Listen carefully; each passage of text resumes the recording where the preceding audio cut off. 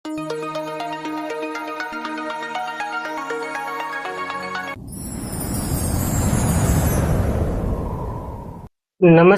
ગુજરાતના અધિકારી મિત્રો, આજે આપણે 26 મે 2026 નું મોસ્ટ ઇમ્પોર્ટન્ટ કરંટ અફેર સાથે સાથે જીકે અને જીએસ વિશે ચર્ચા કરવાના છે.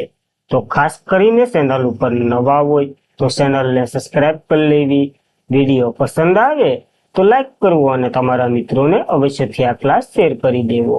તો ચલીએ આજના ઇમ્પોર્ટન્ટ ક્લાસની આપણે શુભ શરૂઆત કરી દઈએ. તો તાજેતરમાં જ વિશ્વ ફૂટબોલ દિવસ 2026 ક્યારે મનાવ્યો છે? તો 25 મેના રોજ આ એક મહત્વનો દિવસ મનાવવામાં આવે છે.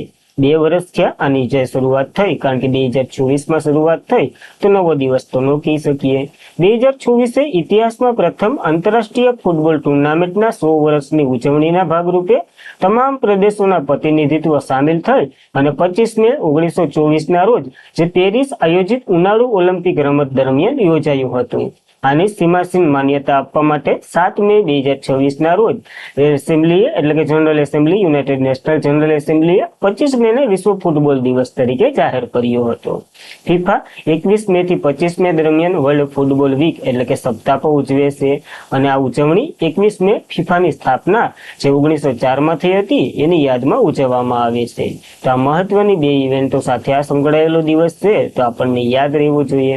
ફિફાની વાત કરી લઈએ. 21 મે 1904માં રચના થઈ હતી. મુખ્ય મથક જ્યુરિચ સ્વિટ્ઝરલેન્ડમાં છે. પ્રમુખ તો કે જિયાની ઇન્ફેન્ટિનો છે. તો ખાસ આ બોડી વિશે પણ આપણને યાદ રહેવું જોઈએ. ત્યારબાદ તો કે મે મહિનાના દિવસો જોઈ લઈએ. 1 મે આંતરરાષ્ટ્રીય મજૂર દિવસ અને ગુજરાતનો 66મો સ્થાપના દિવસ. 2 મે વિશ્વ ટૂણા દિવસ. 3 મે વિશ્વ પ્રેસ સ્વાતંત્રતા દિવસ. 4 મે આંતરરાષ્ટ્રીય અગ્નિશામકોનો દિવસ. 5 મે વિશ્વ અસ્થમા દિવસ જે મેના પ્રથમ મંગળવારે હોય. 7 મે વિશ્વ એથ્લેટિક દિવસ. 8 મે વિશ્વ થેલેસીમિયા દિવસ અને વિશ્વ રેડ ક્રોસ દિવસ. 11 મે રાષ્ટ્રીય ટેકનોલોજી દિવસ. 12 મે આંતરરાષ્ટ્રીય નર્સ દિવસ અને આંતરરાષ્ટ્રીય છોડના આરોગ્યનો દિવસ. 15 મે આંતરરાષ્ટ્રીય પરિવાર દિવસ અને રાષ્ટ્રીય લુપ્ત પ્રજાતિનો દિવસ જે મે મહિનાના 3જા શુક્રવારે હોય. 16 મે રાષ્ટ્રીય ડેન્ગ્યુ દિવસ અને આંતરરાષ્ટ્રીય પ્રકાશનો દિવસ એ સાથે સિક્કિમનો સ્થાપના દિવસ હોય. 17 મે વિશ્વ દૂરસંચાર અને માહિતી સમાજનો દિવસ અને વિશ્વ હાઇપરટેન્શન દિવસ પણ હોય. 18 મે આંતરરાષ્ટ્રીય સંગ્રહાલય અને વિશ્વ એઇડ રસીકરણ દિવસ હોય. 20 મે વિશ્વ મધમાખી દિવસ હોય અને એની સાથે વિશ્વ મેટ્રોલોજી દિવસ પણ હોય. 21 મે રાષ્ટ્રીય આતંકવાદ વિરુદ્ધ દિવસ. 22 મે આંતરરાષ્ટ્રીય જૈવ વિવિધતાનો દિવસ અને 23 મે આપણે કાચબા દિવસ મનાવીએ છીએ. તો આ મહત્વના મે મહિનાના અત્યાર સુધીના દિવસો આપણને યાદ રહેવા જોઈએ. ત્યારબાદ ભારતીય સેનાની કઈ મહિલા ટીમે માઉન્ટ એવરેસ્ટ સર કરી અને ઇતિહાસ રચ્યો છે? તો બીએસએફ બોર્ડર સિક્યોરિટી ફોર્સની એક ટીમ જે મહિલાઓ બધી જ હતી એને તો કે આ ઇતિહાસ કર્યો છે. કેન્દ્રીય ગૃહમંત્રી અમિત શાહે નેપાળના માઉન્ટ એવરેસ્ટ શિખર સફળતાપૂર્વક સર કરી અને પહોંચ્યા બદલ બોર્ડર સિક્યોરિટી ફોર્સની પ્રથમ મહિલા જે પર્વતારોહણ ટીમને અભિનંદન આપ્યું છે. પ્રથમ છે તો ઇમ્પોર્ટન્ટ છે. આ અભિયાન મિશન વંદે ભારતમના નામે શરૂ કરવામાં આવ્યું હતું, કારણ કે બીએસએફને ખબર છે 75મી વર્ષગાંઠ છે એટલે કે ડાયમંડ જ્યુબિલી છે કેની તો કે વંદે માતરમ ગીતની 150 વર્ષ પૂર્ણ થયા આ પ્રસંગે આવું કરવામાં આવ્યું છે. આ ટીમ ફક્ત મહિલાઓ સૈનિકોનો સમાવેશ થયો હતો જેમણે મુશ્કેલ હવામાનમાં ખતરનાક માર્ગો છતાં એવરેસ્ટ પર વિજય મેળવ્યો છે. આ દરમિયાન ટીમે માત્ર પર્વતારોહણ જ કર્યું પરંતુ કેમ્પમાંથી કચરો પણ એકત્રિત કર્યો, સ્વસ્થ હિમાચલ અને સ્વસ્થ ગ્લેશિયર આવું અભિયાન પણ શરૂ કર્યું હતું. આનાથી તો કે પર્યાવરણના સંરક્ષણ એવો સંદેશ પણ મળ્યો છે. તો મહત્વનું છે, આપણને યાદ રહેવું જોઈએ. બીએસએફ ની વાત કરી લઈએ. 1 ડિસેમ્બર 1965માં રચના થઈ હતી. ગૃહ મંત્રાલય હેઠળ આવે છે કે ભારતની પ્રથમ સંરક્ષણ હરોળ માનવામાં આવે છે એટલે પહેલી ટુકડી માનવામાં આવે છે. પાકિસ્તાન અને બાંગ્લાદેશની આપણી સરહદનું રક્ષણ કરે છે. આનું સૂત્ર મૃત્યુ સુધી ફરજ છે. ડીજી તો કે પ્રવીણ કુમાર છે. તો ખાસ યાદ રાખવા. માઉન્ટ એવરેસ્ટની વાત કરી લઈએ તો માઉન્ટ એવરેસ્ટ એ વિશ્વનું સૌથી ઊંચું પર્વત શિખર છે જે નેપાળ અને તિબેટમાં આવેલું છે. મહાન હિમાલય સ્થિર એક ભાગ છે મહાન હિમાલયનો. નેપાળમાં સાગર માથા કહેવામાં આવે છે. તિબેટમાં સોમાલુંગમાં કહેવામાં આવે છે. આનું માપન 1965માં સર જોન્સ એવરેસ્ટે કર્યું હતું એટલે જ એના માનમાં આનું નામ રાખવામાં આવ્યું હતું. ઊંચાઈની વાત કરીએ તો 8848 કિલોમીટર છે અને ફૂટમાં તમારી રીતના જોઈ લેજો. તો બસ આ હતું માઉન્ટ એવરેસ્ટની આપણે વાત. ત્યારબાદ 5મી એશિયન કપ બ્રિજ ચેમ્પિયનશિપ 2026 નું યજમાન કયું રાજ્ય છે? તો ગોવામાં યોજાવાનું છે. મહત્વની ઇવેન્ટ કહી શકીએ આપણને, જોઈ લઈએ. 5મી એશિયન કપ બ્રિજ ચેમ્પિયનશિપ 21 થી 27 જૂન દરમિયાન ગોવામાં યોજાશે. આ ટુર્નામેન્ટનું આયોજન બ્રિજ ફેડરેશન ઓફ ઇન્ડિયા દ્વારા કરવામાં આવી રહ્યું છે. આ ઇવેન્ટ જે તાજ સીડાડે જે ગોવા હેવોયરાટ ખાતે યોજાવાનું છે.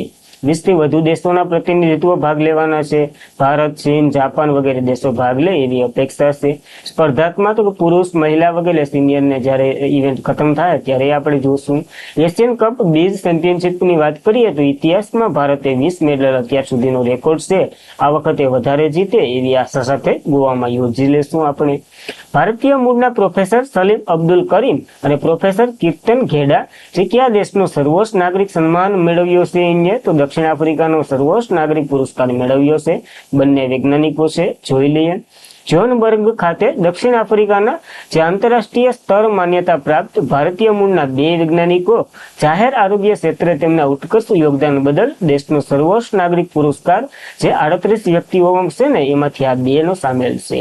પ્રોફેસર સલીમ અબ્દુલ કરીમ અને પ્રોફેસર કીર્તન ઘેડા જે મંગળવારે પ્રોટરિયન ખાતે રાષ્ટ્રપતિ સિનિયર રામાફોસાના જે પ્રતિષ્ઠિત ઓર્ડર ઓફ માપુબંગથી સન્માનિત કરવામાં આવ્યા છે. આ બંનેને પ્રોફેસર સલીમની વાત કરીએ તો એને તો કે HIV એઇડ અને TB જે ક્ષય રોગ છે અને ખતરનાક રોગોને ખૂબ જ મહત્વપૂર્ણ સંશોધન બદલ મળ્યો છે. જ્યારે પ્રોફેસર કીર્તન ઘેડા છે ને એને તો કે શ્વસન ચેપ સારી સારવાર અને સંશોધનના મહત્વપૂર્ણ કાર્ય બદલ આ પુરસ્કાર મળ્યો છે. તો કોણીએ આપ્યો? પ્રશ્ન ત્યાંથી જશે, નકર બંનેના નામે પૂછી લઈ, આપણને બધી યાદ રહેવું જોઈએ. જ્યારે આ માપુબંગ ક્રમ એ શું છે? તો કે આ દક્ષિણ આફ્રિકાનો સર્વોચ્ચ નાગરિક સન્માન છે જે દેશનું અને દુનિયાનું અસાધારણ યોગદાન આપનાર વ્યક્તિને આપવામાં આવે છે. માપુબંગનો ક્રમ યાદ રાખવો આપણને. દક્ષિણ આફ્રિકાની વાત કરી લઈએ. કેપિટલ પ્રોટોરિયા જે વહીવટી છે. કેપટાઉન જે વિધાનસભા આવેલી છે. બ્રુટમોન્ટ ફ્રાન્સ જે ન્યાયાલય છે. સલણ સાઉથ આફ્રિકન રેન્ડ છે અને પ્રમુખ સિરિયન રામાફોસા છે. તો ખાસ મહત્વનું છે, આ એવોર્ડ આપણને યાદ રહેવું જોઈએ. ત્યારબાદ રોયલ સોસાયટી ફેલો સન્માન મેળવનાર બીજા ભારતીય મહિલા કોણ બન્યા છે? તો સૌમ્યા સ્વામીનાથન બન્યા છે. મહત્વનો આ એવોર્ડ કહી શકીએ કારણ કે બીજા છે, પેલા અત્યાર સુધી એકમાત્ર જ થયા. વિશ્વ આરોગ્ય સંગઠનના ભૂતપૂર્વ મુખ્ય વૈજ્ઞાનિક, ભારતીય તબીબી સંશોધન પરિષદના ભૂતપૂર્વ ડિરેક્ટર જનરલ સૌમ્યા સ્વામીનાથનને વિજ્ઞાનના વિશ્વના સર્વોચ્ચ સન્માનમાંનો એક રોયલ જે સોસાયટી ફેલો તરીકે ચૂંટવામાં આવ્યા છે. આ સિદ્ધિ ભારતીય વૈજ્ઞાનિકો માટે ઇતિહાસ સીમાસીન કારણ કે ડોક્ટર સ્વામીનાથન જેમના પિતા ભારતીય રત્ન પ્રોફેસર MS સ્વામીનાથન આપણને વરત્ય છે બધી. રોયલ સોસાયટી ફેલો તરીકે ચૂંટી અને ભારતની પુત્રી અને પિતાની જોડી બની છે. તો પૂછાઈ શકે પ્રશ્ન. આપણે હમણાં જ જોયું હતું ગગનદીપ કાંગ એ જે પછી ડોક્ટર સ્વામીનાથન રોયલ સોસાયટીના 365 વર્ષના ઇતિહાસમાં આ સન્માન મેળવનાર બીજા મહિલા વૈજ્ઞાનિક છે. તો ગગનદીપ કાંગ એ પ્રથમ મહિલા છે, આ બીજા મહિલા છે, તો એ પણ યાદ રાખવું. આ સાથે જ રોયલ સોસાયટીની વાત કરી લઈએ. રોયલ સોસાયટી એ UK રાષ્ટ્રીય વિજ્ઞાન એકેડેમી છે. આની સ્થાપના 1960માં થઈ હતી. જેનું ધ્યેય ભારતીય વિજ્ઞાનને પ્રોત્સાહન આપવું, વૈજ્ઞાનિક સન્માન કરવું અને સંશોધનને સમર્પિત આપવું. આપણે હમણાં જ જોયું હતું IIT કાનપુરના ડિરેક્ટર મણિન્દ્ર અગ્રવાલ જે ગણિત અને કમ્પ્યુટર વિજ્ઞાન ક્ષેત્રે એમને ઉત્કર્ષ બદલ સોસાયટીનો પ્રતિષ્ઠિત ફેલો એવોર્ડ મળ્યો હતો. તો ખાસ આપણને યાદ રાખવા, બંને એવોર્ડો મહત્વના છે. ત્યારબાદ કયા રાજ્યના અરવિંદ સિથમ્બરમનો સ્પોર્ટ્સ ચેસ વર્લ્ડ કપ 2026માં પસંદ થનાર પ્રથમ ભારતીય બન્યા છે? તો તમિલનાડુથી બિલોંગ કરે છે આ ભાઈ અને પ્રથમ બન્યા છે ભારતીય. તો જોઈ લેવા. તમિલનાડુના મદુરાઈના ગ્રાન્ડ માસ્ટર આખરે આ અઠવાડિયાની શરૂઆતમાં જ ધી ફેકન એટલાન્સમાં પ્રવેશ કરશે. કારણ કે 11 ઓગસ્ટ થી 15 ઓગસ્ટ દરમિયાન પેરિસમાં યોજાનારી આ 2026ની એરોસ્પોર્ટ ચેસ વર્લ્ડ કપમાં ક્વોલિફાય થનાર પ્રથમ ભારતીય છે. હવે સ્પોર્ટ વર્લ્ડ કપ 2026 આ અરવિંદ બન્યા છે, અરવિંદ સિંહ.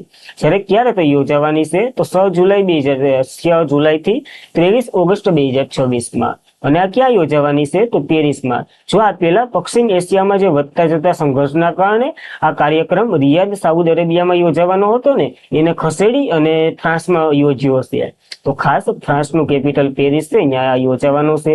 અત્યારે ઘણી જગ્યાએ એવું જ ભણાવવામાં આવે છે રિયાદમાં યોજાવાનું છે. તો ભાઈ ટ્રાન્સફર થઈ ગયો તો નવું નવું કરીને જવાનું.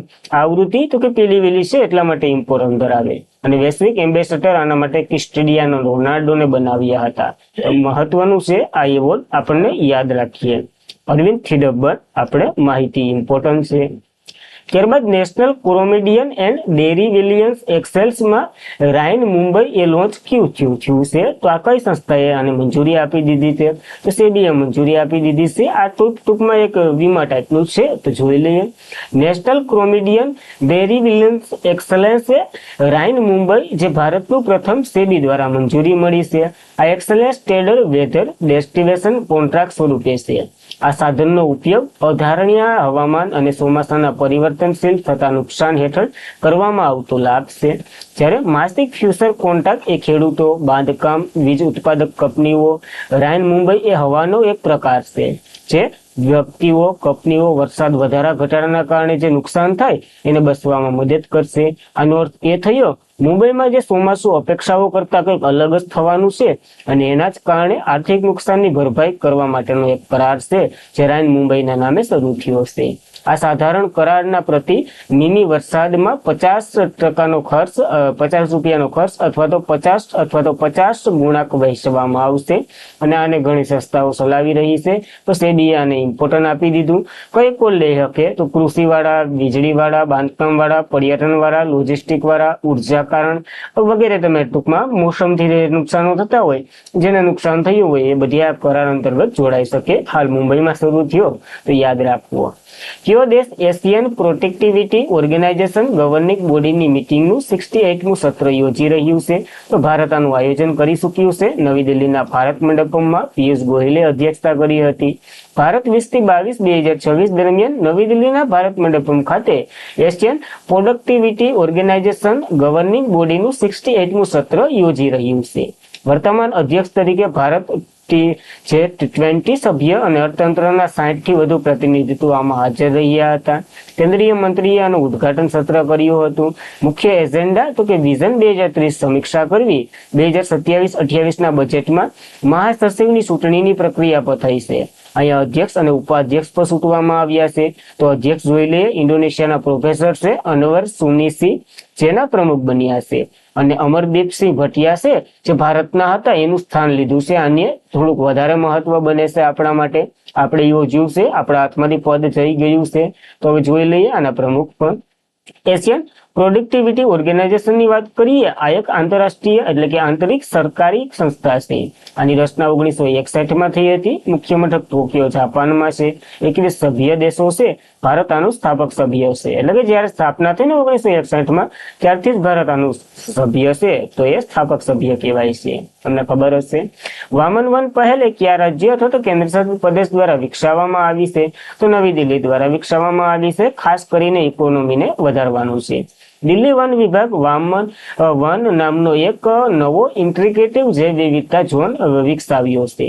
આ પ્રોજેક્ટનો ઉદ્દેશ્ય લોકોમાં પર્યટન એટલે કે પર્યાવરણીય જાગૃતતા, જૈવ વિવિધતા સંરક્ષણ અને પ્રકૃતિ શિક્ષણને પ્રોત્સાહન આપવાનું છે. વામન વન એ લઘુચિત્ર છોડ એ પ્રજાતિઓને દર્શાવશે, જ્યાં બાળકો, વિદ્યાર્થીઓ જૈવ વિવિધતા વિશે નજીકથી શીખવા અને એનો અનુભવ પ્રદાન કરશે. આ પરંપરાગત ઉદ્યોગને વિપરીત પર્યાવરણીય શિક્ષણ અને ટકાઉ જીવનના ખ્યાલ પર કેન્દ્રિત કરવામાં આવશે. એટલે જીવંત વર્ગખંડ તરીકે આનું યોજવામાં આવશે. શરૂ કોને કર્યું? પ્રશ્ન ત્યાંથી જ આવશે, દિલ્હી વન વિભાગે. ત્યારબાદ ભાજપના દિગ્દર્શક નેતા અને કયા રાજ્યના ભૂતપૂર્વ સીએમ બિશુ ખંડુરીનું નિધન થયું છે? તો આ ભાઈ ઉત્તરાખંડ સાથે સંકળાયેલા છે. 2 વખતના અહીંયાના સીએમ રહી ચૂકેલા છે. તો જોઈ લઈએ આપણે. મેજર જનરલ તો પહેલા તો સૈનિક તરીકે એને ફરજ બજાવી. બીસી ખંડેરીનું 91 વર્ષની વયે મંગળવારે અવસાન થયું છે દહેરાદૂન ખાતે કંઈક બીમારીના કારણે. તો આપણને યાદ રાખવું.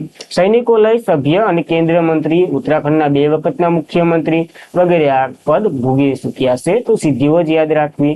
1937માં જે દહેરાદૂન ખાતે જન્મેલા આ ખંડુરી 1990ના દાયકાના શસ્ત્ર દળોમાં જોડાયા. ત્યારબાદ રાજકારણમાં વગેરે વગેરે એ અટલ બિહારી વાજપેયીના સમયમાં માર્ગ પરિવહન અને રાજમાર્ગ મંત્રી તરીકે પણ સેવા આપી ચૂક્યા હતા. તો આ મહત્વના પદો આની સાથે સંકળાયેલા છે, તો આપણને યાદ રાખવા પડશે. અને આજના માટે એટલું જ હતું. ખાસ કરીને મિત્રો, વિડીયો પસંદ આવ્યો હોય તો લાઈક કરો, તમારા મિત્રોને શેર કરો. ચેનલ ઉપર નવા હોય તો અવશ્યથી સબસ્ક્રાઇબ કરી લો. પીડીએફ, સ્ટડી મટીરિયલ વગેરે માટે તમે ટેલિગ્રામમાં અવશ્યથી જોઈન્ટ થઈ શકો છો. તો બસ આજના માટે એટલું જ રાખીએ છીએ. જય હિન્દ, જય ભારત, ધન્યવાદ.